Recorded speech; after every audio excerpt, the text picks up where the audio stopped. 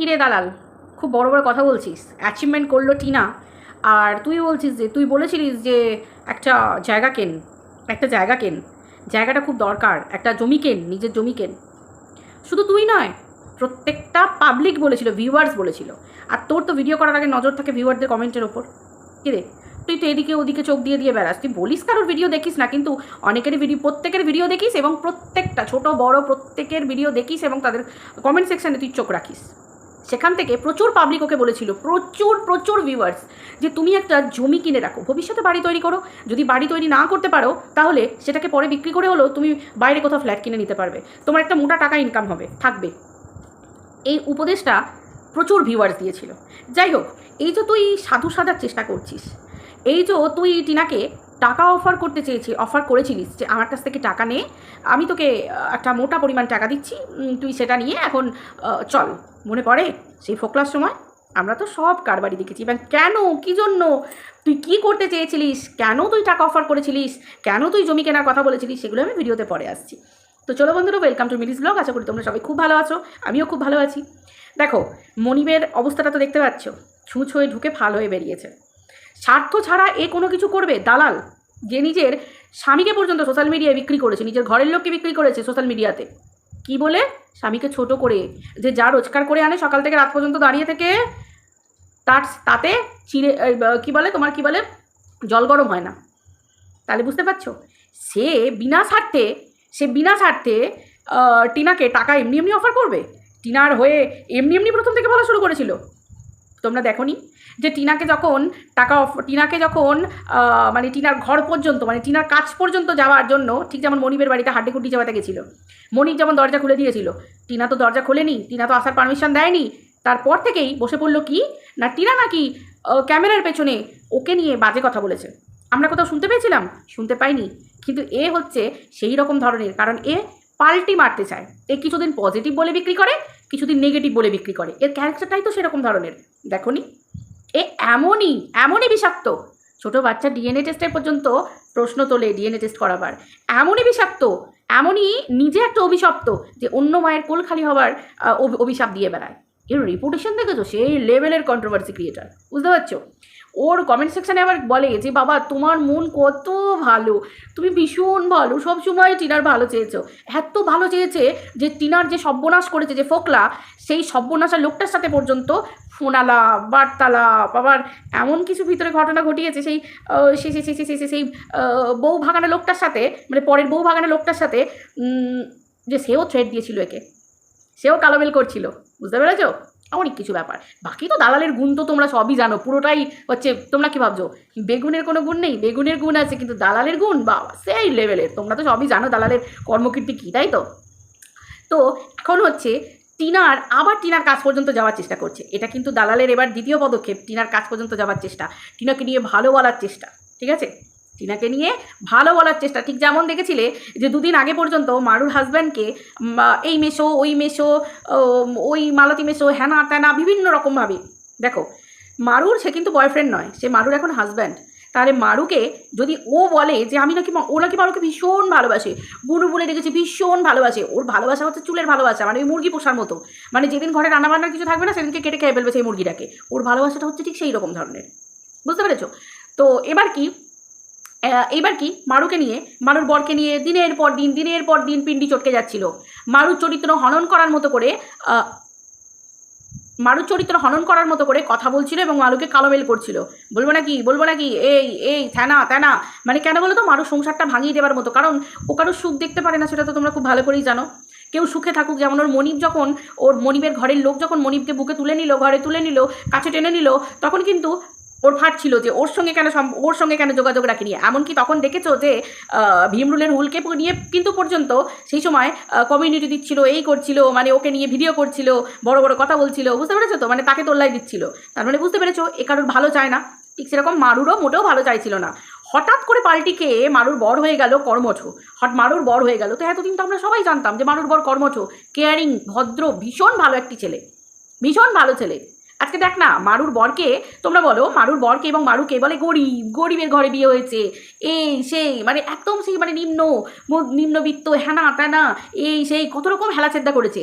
একটা ঘরের মধ্যে বলে, দুটো ঘরের মধ্যে বলে, তাদের রান্নাঘরটা একটু অগোছালো বলে, সেখানে জামা কাপড় ঝুলছে বলে, কত কি। আচ্ছা, যে মানুষের ঘর একটা কি দুটো, শোবার ঘর এবং আলাদা করে জামা কাপড় রাখার জায়গা নেই, সেই যদি রান্নাঘর কাম যদি সেই জায়গায় এসে জামা কাপড় সুন্দর করে গুছিয়ে রাখে বা তারা গুছিয়ে রাখে, সেটা কি তাদের অপরাধ? গরিব হওয়াটা, টাকা পয়সা কম থাকাটা কি মানুষের জীবনে অপরাধ? অপরাধ তো নয়। মেন হচ্ছে মানুষগুলোর মন, শিক্ষা, তারা কিভাবে অন্য মানুষদেরকে সম্মান দেয়, কিভাবে তাদের সাথে ভদ্রতা নিয়ে কথা বলে, তাদের রুচিবোধ, এইগুলো হচ্ছে মানুষের পরিচয়। যেটা তোর পরিচয় দালাল, যে তুই পরের নিজের করে সন্তান নেই এটা পাবলিককে বলিস, অথচ পরের মায়ের কোলখালি করার অভিশাপ দিস, পরের সন্তানকে ডিএনএ টেস্ট করার প্রশ্ন তুলিস, পরের সন্তানকে নিয়ে নোংরা কথা বলে যাস, গুরুজনদেরকে মানে একবারে গজরা পরিয়ে মোড়ায় বসিয়ে দিস। তোর এগুলো হচ্ছে তোর ক্যাটাগরি, তোর রুচিবোধ, এটা হচ্ছে তোর মানে তোর কি বলবো ডেফিনেশন তোর, এটা বুঝতে পেরেছিস? তোর মুখ থেকে শুনতে হবে যে মারুর বর কর্মঠ কেয়ারিং কিনা, সেটা তোর মুখ থেকে শুনতে হবে, তুই দিবি সার্টিফিকেট। তুই নিজেও খুব ভালো করে জানিস যে মানুষ বয়ফ্রেন্ড গার্লফ্রেন্ড থাকাকালীন একটা আলাদা রকম থাকে, যখন তার উপর দায়িত্ব আসে তখন সে বুঝে নেয় যে তার স্ত্রীর দায়িত্ব তার উপর। এবং মারুর হাজব্যান্ড যথেষ্ট ভদ্র একটা ভালো ছেলে, এত কর্মঠ ভাই, একদিন দুদিন ক্যামেরার সামনে মানুষের দেখানো আর রেগুলার হাসি মুখ নিয়ে প্রত্যেকটা বার মানে সমস্ত কিছু করা অসম্ভব ব্যাপার। আদতে ভালো ছেলে না হলে কখনো করতে পারে না। ভীষণ ভালো ছেলে মারুর হাজব্যান্ড, মারু সত্যিই লাকি, মানে ভগবানকে ডাকি থু থু থু, মানে কারোর নজর যেন না লাগে, এই দালালের নজর যেন ওদের সংসারে না লাগে। সত্যি বলছি, 33 কোটি দেবতা যেন তাদের আশীর্বাদ দিয়ে ঘিরে রাখে, তার উপর মারুর কোলে সন্তান। প্রত্যেকটা মুহূর্তে এর যে পৈশাচিক আনন্দ করে হেসেছিল যখন বলেছিল, নিজে ভেবেছিল যে না মারুর মিথ্যে কথা বলছে, মারুর প্রেগনেন্ট নয়, মানে পৈশাচিক আনন্দ, হ্যাঁ হ্যাঁ হ্যাঁ হ্যাঁ, সেই ডাইনির মতো হাসিটা হেসে বলেছিল না, আমার এখনও মনে পড়ে, আমার কানে বাজে হাসিটা, যে কি বলে, আমি বলেছিলাম না হতেই পারে না ও প্রেগনেন্ট, কিন্তু অ্যাকচুয়ালি ও প্রেগনেন্ট ছিল। সেটা নিয়ে পর্যন্ত প্রশ্ন তুলে ওরকম পৈশাচিক হাসি হেসেছিল। কারুর সুখও দেখতে পারে না, তার প্রমাণ সে ও বারবার দিয়েছে, বারবার। এবার প্রশ্ন হচ্ছে টিনাকে নিয়ে। তোমরা সবাই জানো, আমরা প্রত্যেকে জানতাম ওই বউ ভাগানো ফোকলা একটা নোংরা, ফ্রড, চরিত্রহীন সব রকম। সে টিনাকে যে শেষ করে দিতে চেয়েছিল, সেটা যদি গুণাক্ষরেও টিনার কাছের মানুষরা জানতে চাইতো পারতো, গুণাক্ষরেও, বা টিনা যদি একটু শুনতো, তাহলে টিনার এই দিনটা আসতো না। আর তখন কিন্তু এই নোংরা বউ ভাগানো লোকটা ফোকলার সাথে সম্পর্ক রেখেছিল, ফোনে কথা হতো এই দালালের প্রত্যেকটা মুহূর্তে।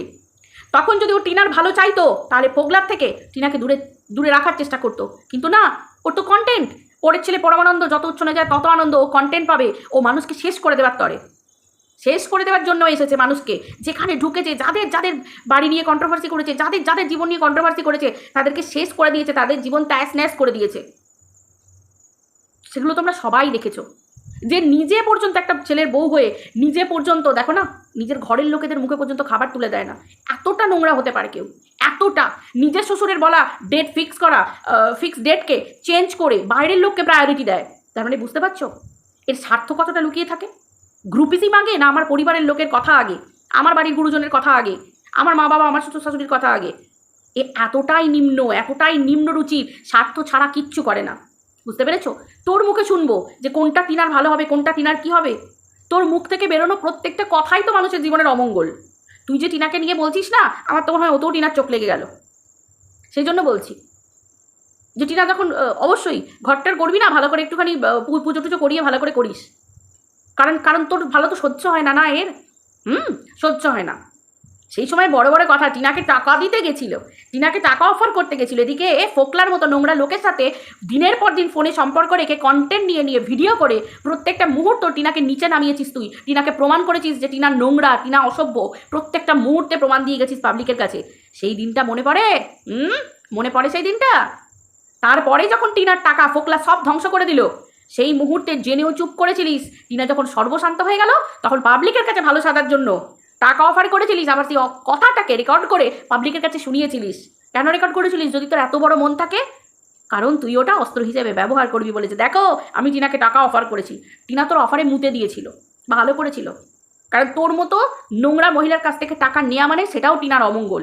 দেখেছিস তো, নেয়নি বলে আজকে নিজের হিম্মতে জায়গাটা কিনতে পেরেছে, নিজের একান্তই নিজের। বুঝতে পেরেছিস? না, তুই বুঝবি না। তুই তো লোককে বিক্রি করতে পারিস, লোকের পিন্ডি চটকে খালি টাকা টাকা টাকা টাকা। বোঝ বোঝ বোঝ বোঝ বোঝ, ভগবান তোর জন্য বসে আছে। আজকে তোর নাম লাতখোর, সবাই তোকে লাত মেরে তাড়ায়। কেন বলতো? সবাই বুঝে যায় যে তুই স্বার্থ নিয়ে এসেছিস। স্বার্থ ছাড়া তুই কিচ্ছু নোস, সবাই বোঝে। টাকা ছাড়া তুই কিচ্ছু নোস, শুধু টাকা টাকা টাকা। বুঝতে পেরেছিস? তুই জানিস সুলভ শৌচালয় খুলে তোর কিচ্ছু হচ্ছে না। যা ইনভেস্ট করেছিস তোকে আবার এদিক থেকে তুলতে হবে। ওই জন্য চারদিক থেকে জিনিস তুলে খালি তোলাতুলি করে যাচ্ছিস। বুঝতে পেরেছিস? আপ্রাণ ইয়ে করে যাচ্ছিস। কেন বল না? কিসের জন্য? কিসের জন্য? কিসের এত তোর চাহিদা? কিসের দরকার? মারুকে জ্ঞান না দিয়ে, মারু ঘরে থাকবে কি বেরোবে, মারু কি করবে, মারুকে জ্ঞান না দিয়ে, মারুর তো এত অভাবের মাঝেও এই যে বলছিস মারুরা গরিব এত কিছু, মারুর বর তো অনেক গরিব বলছিস, তার নাকি টাকা ইনকাম নেই, কিচ্ছু নেই।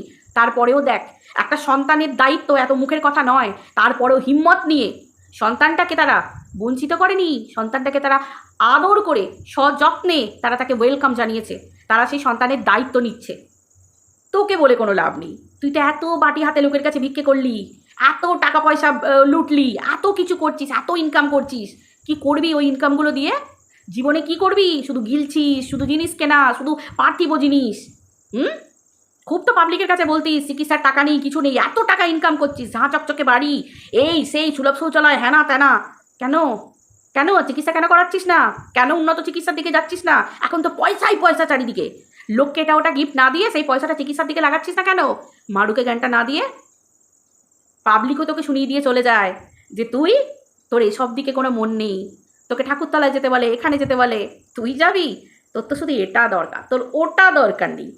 তোর ঘর আলোর জন্য ওটা দরকার নেই, তোর ঘর আলোর জন্য ঝাঁচকচকে দেওয়াল দরকার, ভালো লাইট দরকার, হাইফাই লাইফস্টাইল দরকার। তোকে যারা চেনে না, সত্যি বলছি বিশ্বাস কর, তোর যে মানে তোকে যারা কমেন্ট করে না, তোকে যারা সাপোর্ট করে, সত্যি বলছি মানে তাদের জন্য না করুণা হয় যে তুই তাদের কপালে চু লিখে দিয়ে বেরিয়ে যাস, কিন্তু তারা সেটা বুঝতেও পারে না। মানে ভাবি আমি যে এটা মানুষ না, এটা কি? তোর প্রত্যেকটা নোংরামিতে তাদের সাথ থাকে, প্রত্যেকটা নোংরামিতে। কথায় বলে যে পাপ করে, অন্যায় করে, আর যারা অন্যায় সয় তারা দুজনেই সমান। আমি খালি ভাবি তোকে যারা সাপোর্ট করে তাদের কপালে তারা ভগবান কি লিখে রেখে দিয়েছে, যদি এই কথাটা সত্যি হয়ে থাকে। তোকে দেখলে না দালাল করুণা হয়, বিশ্বাস কর। তোকে দেখলে দয়া হয়, করুণা হয়, আর কিচ্ছু হয় না। তুই যে বলিস না তোকে দেখে হিংসা করে, তোর কাছে কিচ্ছু নেই রে। তোর জীবনটা দেখলে কেউ হিংসা করবে না, বিশ্বাস কর, সত্যি কথা বলছি, কেউ হিংসা করবে না। তোর মতো করুণ জীবন যেন আর কোনো নারীর না হয়, সত্যি বলছি, কোনো মেয়ে যেন না পায়, এইটা বরং ভগবানকে বলবো, কারোর যেন না হয়। সারা জীবন লিগ্যাল মালা, ঘরের বউ হয়ে লিগ্যাল মালা পরে পরে, মালা খুলে খুলে, মালা পরে পরে, মালা খুলে খুলে তোর দিন যাচ্ছে। আচ্ছা, তুই নাকি কন্ট্রোভার্সি ক্রিয়েটার, চুলের কন্ট্রোভার্সি ক্রিয়েটার। চলো বন্ধুরা, ভিডিওটা এই পর্যন্ত রাখছি, আবার দেখা হচ্ছে পরের ভিডিওতে। সবাই ভালো থেকো, টাটা।